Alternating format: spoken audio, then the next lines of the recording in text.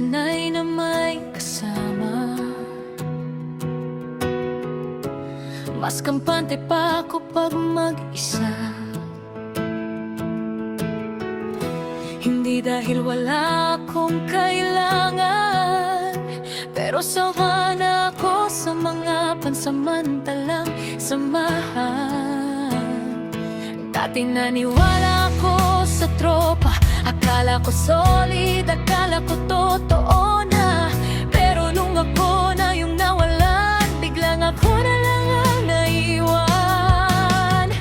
Hindi ako nagbago, natuto lang sa mundong mabilis kang palitan.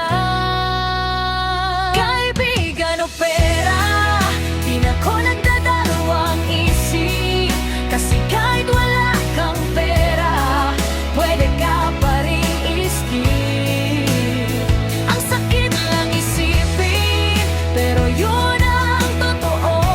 Minsan ang tropa mo pa ang unang mawala sa'yo.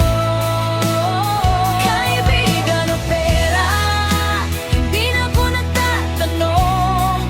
Kasi sa dami nang nang-iwan, nasanay na akong mag-isa, buong magdamay. At hindi ko kailangan ng maraming kasama, basta hindi ako iiwan.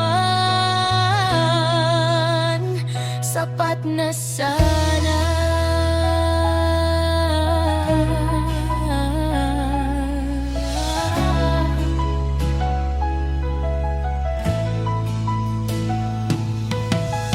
Hindi lahat ng mag-isa malungkot.